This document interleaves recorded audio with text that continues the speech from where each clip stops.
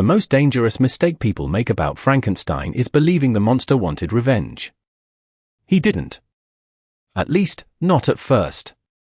Long before anger entered the story, before fear, before rejection hardened into something darker, there was a need so ordinary, so deeply human, that we almost overlook it. The creature wanted what every human being wants. To be seen. To be welcomed. To belong. And that raises a disturbing question. What if the real tragedy of Frankenstein was never about justice at all? What if the creature didn't need punishment, rules, or moral lessons? What if he needed something far more basic and far more powerful? Love. That idea sounds almost too simple. But the deeper you look, the more unsettling it becomes. Because most people remember Frankenstein's creature as a symbol of monstrosity. They remember the fear he inspired. They remember the consequences that followed. Yet very few stop to ask a different question: what existed before any of that? What existed before the world decided what he was? Imagine waking up with no history, no identity, no place in the world. No family name. No community. No reflection from another human being telling you who you are. Just consciousness. Awareness. Need. Not evil. Need. And that distinction changes everything. Psychologists often tell us that human beings discover themselves through connection. We don't build our identity in isolation. We build it through recognition. Through relationships. Through belonging.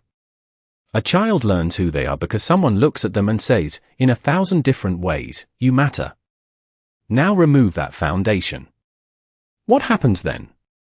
This is where Frankenstein stops being a Gothic novel and starts becoming something much more uncomfortable. It becomes an experiment about human nature itself. Because the creature occupies a strange role in the story.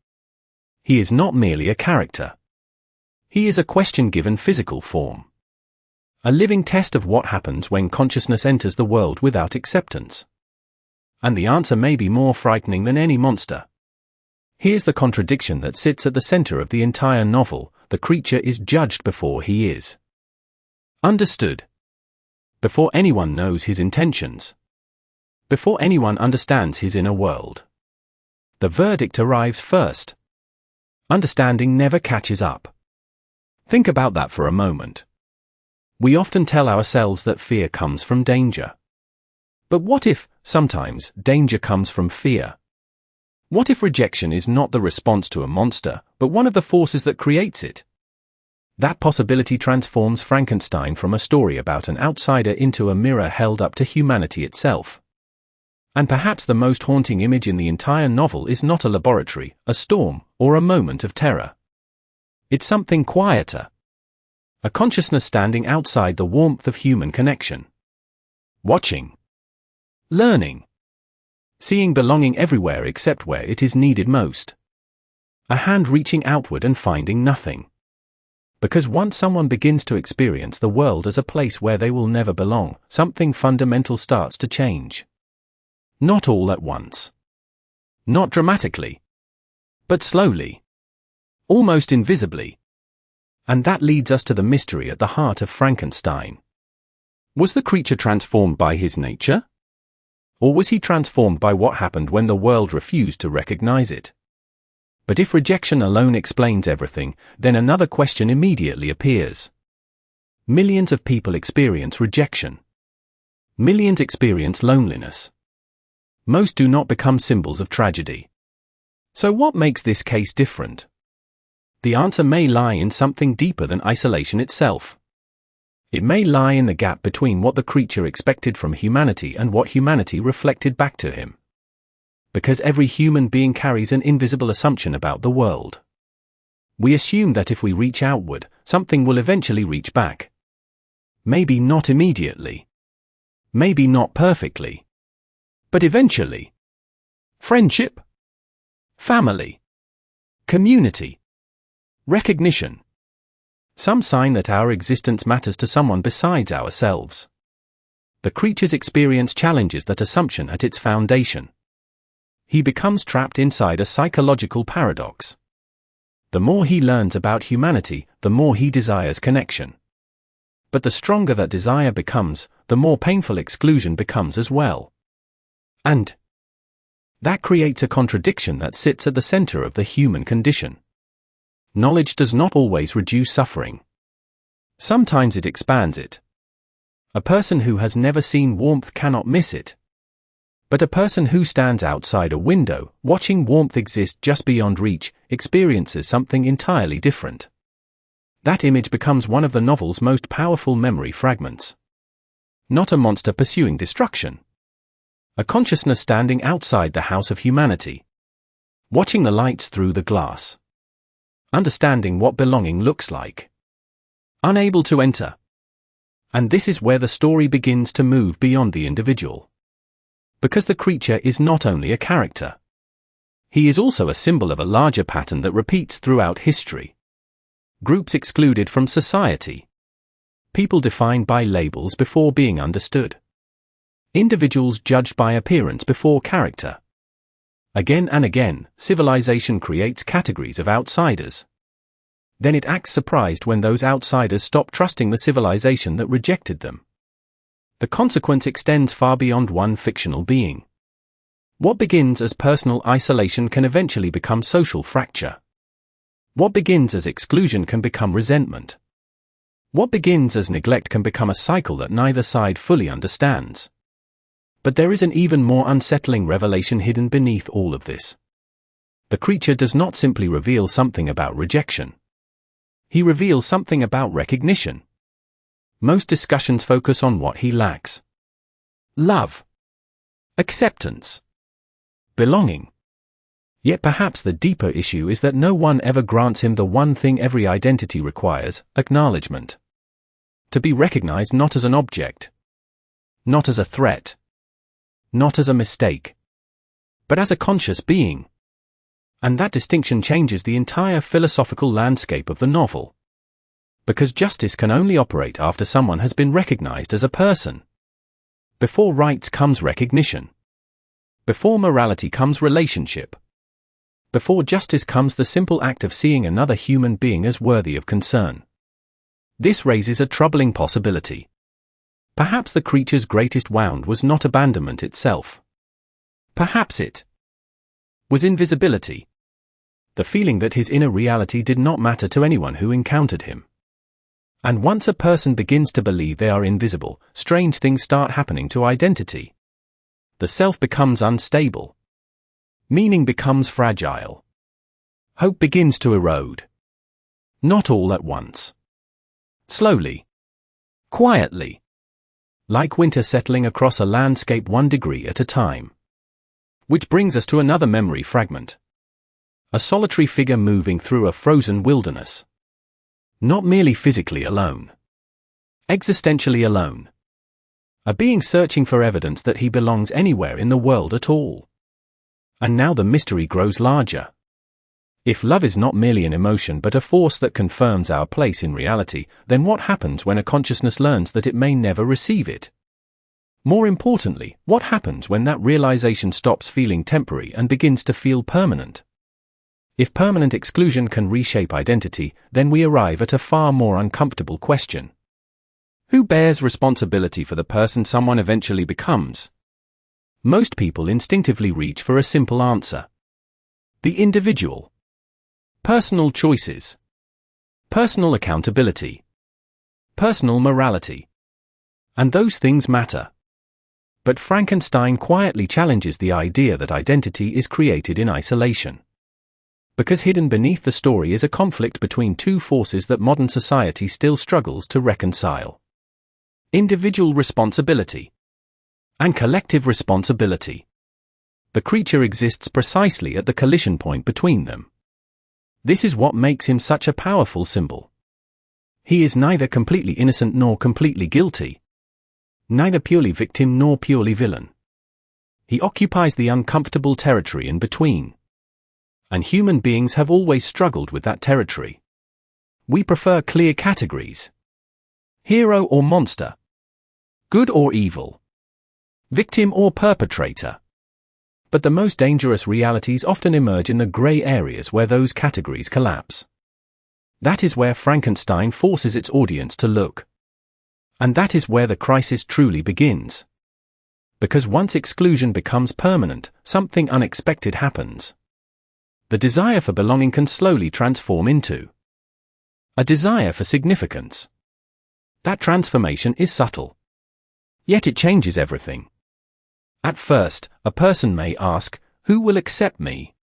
Later, the question becomes, "Who will notice me?" And eventually, if enough doors remain closed, an even darker possibility emerges. What is the only way left to prove that I exist? Notice the contradiction. The original need has not disappeared. The need for connection is still there. But it has become distorted. Like light passing through broken glass.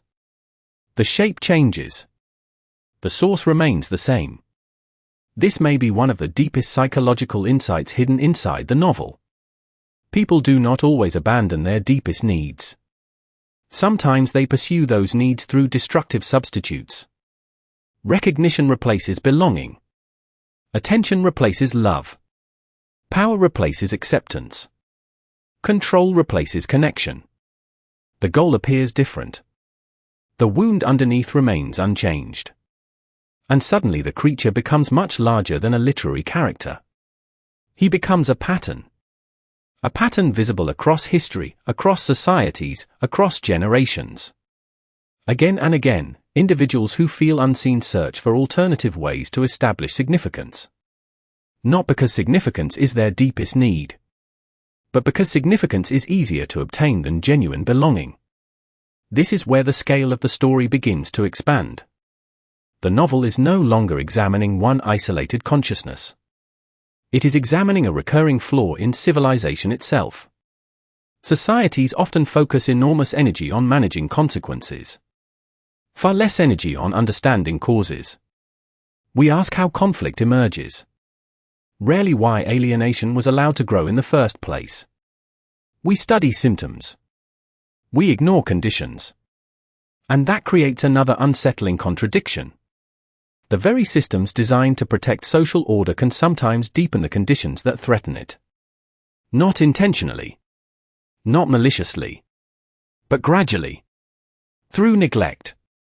Through indifference. Through the failure to recognize the humanity of those standing outside the circle. One of the most haunting memory fragments in the entire story is not a dramatic event. It is a threshold. A boundary. A figure standing on one side. Warmth.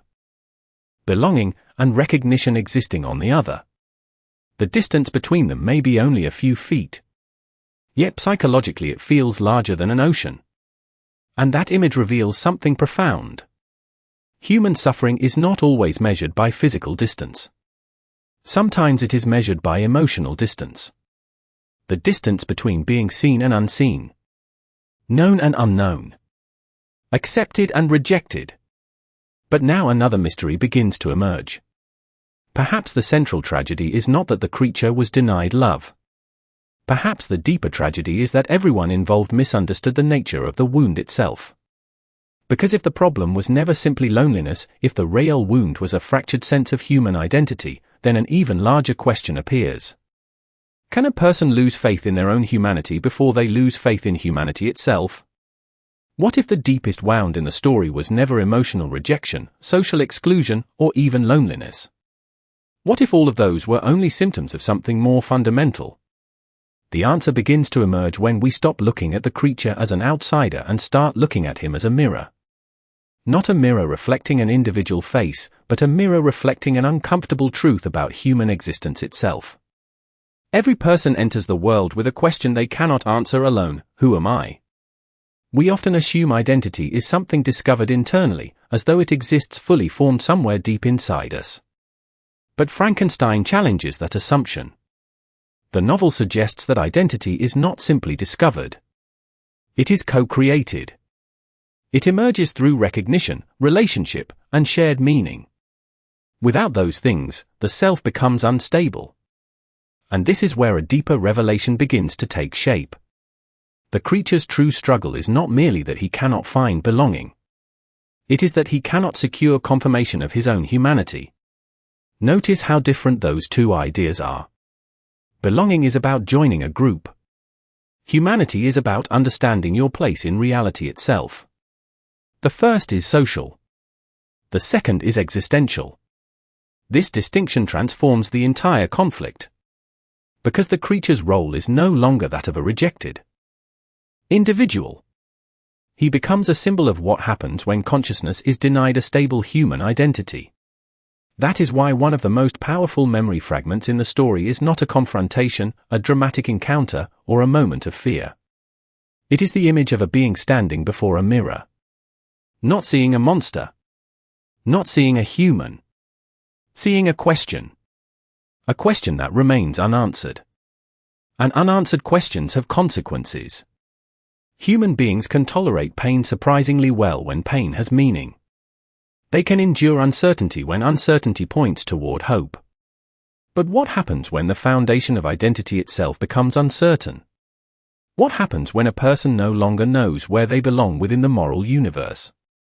The consequences extend far beyond one character. Suddenly the novel expands from psychology into philosophy. From philosophy into society. From society into civilization. Because every culture depends upon invisible acts of recognition. Every community decides who belongs. Every institution determines who is visible and who is ignored. Every generation draws boundaries between us and them. And that creates another unsettling contradiction. Civilizations often believe they are protecting themselves by strengthening those boundaries. Yet the very act of exclusion can sometimes weaken the moral foundations they hope to preserve. The danger is not simply that outsiders suffer. The danger is that the community itself forgets what humanity means. The creature therefore functions as more than a victim of rejection. He becomes a test. A test of whether humanity can recognize itself beneath difference. A test of whether compassion is reserved only for the familiar. A test of whether human dignity depends on appearance, origin, status, or something deeper. And this is where the story reveals one of its most enduring philosophical warnings. The opposite of love may not be hatred. The opposite of love may be the refusal to recognize another person's humanity at all. Once that recognition disappears, something begins to erode. First empathy. Then responsibility. Then the very idea of shared human meaning. Which leads us toward a revelation that changes the entire shape of the story. Perhaps the central conflict was never between creator and creation. Perhaps it was never between society and outsider. Perhaps the hidden conflict has always been between two competing visions of humanity itself. One vision asks who deserves recognition. The other asks whether recognition should ever have conditions at all. If recognition should not have conditions, then we arrive at the deepest question in the entire story. Why does the creature matter so much after more than 200 years? Why does this figure continue to haunt literature, philosophy, psychology, and culture long after countless other fictional characters have faded into history? The answer is not found in what he does. It is found in what he reveals. The central revelation of the novel is that the creature is not the embodiment of monstrosity. He is the embodiment of dependence. Not weakness, but a truth so fundamental that modern culture often struggles to admit it. Human beings need one another far more than they want to believe. We celebrate independence. We admire self-reliance. We praise the individual who stands alone. Yet beneath those ideals lies a reality that Frankenstein relentlessly exposes. No one becomes fully human alone. That is the hidden architecture beneath the entire novel. The creature's role is not to demonstrate what happens when evil enters the world.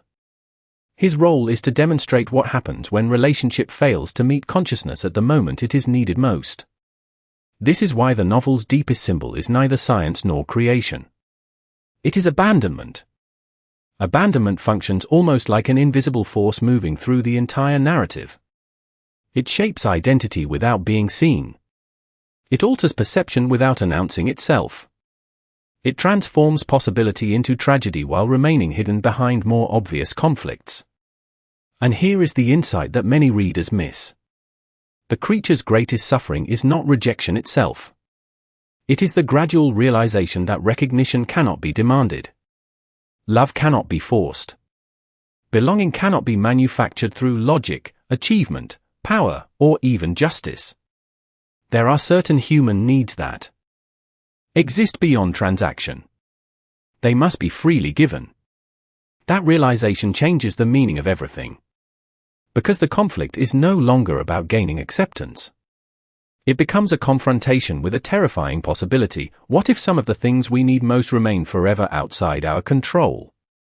Suddenly the story expands beyond one character, one century, or one novel. It becomes a meditation on the human condition itself. Every person eventually encounters a version of this dilemma. The desire to be understood. The hope of being valued. The longing to know that one's existence matters to someone else. These are not peripheral desires. They sit at the center of human life. And when they remain unmet, the consequences extend far beyond emotion. They shape identity, meaning, purpose, and the way people relate to the world around them. Consider one final memory fragment. A solitary figure standing at the edge of a frozen landscape. Not searching for victory. Not searching for revenge. Searching for an answer to a question that has never been fully resolved. Am I worthy of connection? That image survives because it belongs to all of us. The creature becomes memorable not because he is different from humanity, but because he exposes something humanity shares. The fear that beneath all accomplishments, all social roles, all achievements, there remains a vulnerable question waiting to be answered. And that realization leads to the true philosophical heart of the novel. Perhaps human beings are not defined primarily by intelligence, power, morality, or even freedom. Perhaps they are defined by their capacity for connection. If that is true, then the story is no longer asking what creates a monster. It is asking something far more consequential. What happens to a society when the conditions necessary for genuine human connection begin to disappear? The most powerful ideas do not disappear when a story ends. They remain behind like footprints in fresh snow, revealing where humanity has been and where it may be heading. That is the true legacy of Frankenstein. The lasting consequence is not what happened to any single character. The lasting consequence is the question. The novel leaves embedded inside the modern world. What responsibilities do we owe to those whose humanity is difficult for us to recognize? Once that question is asked, it becomes impossible to confine the story to literature alone. It moves into psychology, into education, into politics, into technology, into every system that determines who belongs and who remains outside the circle. This is where the creature's influence becomes larger than the narrative itself. His role evolves into something almost archetypal. He becomes the embodiment of every person who exists at the edge of recognition. Every individual who feels invisible within a crowd. Every voice dismissed before being understood. Every human being searching for evidence that their existence matters. And that is where the consequences become truly profound. Because exclusion rarely remains isolated. It spreads. A neglected wound in one generation often becomes a pattern in the next. A failure of recognition inside one relationship can echo through families, institutions, and communities. The effects travel outward in ways that are often invisible until much later. Consider one of the strongest memory fragments from this entire journey. A hand reaching outward and finding emptiness. At first glance, it appears to be a personal tragedy. But viewed from a larger scale, it becomes something else. It becomes a symbol of social failure. A reminder that the health of a civilization is measured not only by how it rewards success, but also by how it responds to vulnerability. This is why the novel continues to feel modern. The technologies have changed. The institutions have changed. The world has changed. Yet the underlying question remains remarkably similar. Human beings possess more ways to communicate than at any point in history. More networks. More connections. more access to one another. Yet many people still describe feeling unseen, unknown, and disconnected. The paradox is difficult to ignore. Greater connectivity does not automatically create greater belonging. In some cases, it may even intensify the awareness of what is missing. And that realization expands the legacy of the creature even further. He becomes a warning against confusing proximity with connection, visibility with recognition, attention with belonging. These distinctions matter because entire cultures can lose sight of them. When that happens, loneliness becomes more than an individual experience. It becomes a social condition, a quiet force shaping behavior, trust, identity, and meaning across millions of lives. The legacy of the novel therefore extends beyond compassion. It extends into responsibility. Not responsibility for solving every human struggle, but responsibility for understanding that people do not develop in isolation. Every act of recognition contributes something to the moral environment in which others live. Every act of indifference contributes something as well. Which brings us to the final and perhaps most enduring memory fragment. A solitary figure moving across a frozen landscape beneath an endless horizon. Not simply searching for acceptance. Not simply searching for identity. Searching for a place within the human story itself. And that leaves us with a paradox that remains unresolved even now. If human beings are shaped by the recognition they receive from others, then where does responsibility ultimately begin and end? At what point does personal accountability become inseparable from the world that helped create the person in the first place? Perhaps that is why this story has never truly belonged to the 19th century. Its setting remains in the past, but its deepest question keeps reappearing wherever human beings gather, build communities, create institutions, and attempt to define what it means to belong. The lasting power of the novel is not found in its events. It is found in its ability to reveal something that most people spend their entire lives trying to understand. Human beings do not merely live in the world. They live inside meanings. Inside relationships. Inside stories about who they are and where they fit. Remove those foundations, and something essential begins to drift. Not immediately. Not dramatically. But quietly, like snow accumulating across a landscape until familiar paths disappear beneath it. That image may be the final memory. Fragment worth carrying away. A vast frozen horizon. A solitary figure moving through it. Not because he represents isolation alone, but because he represents a question every person encounters sooner or later.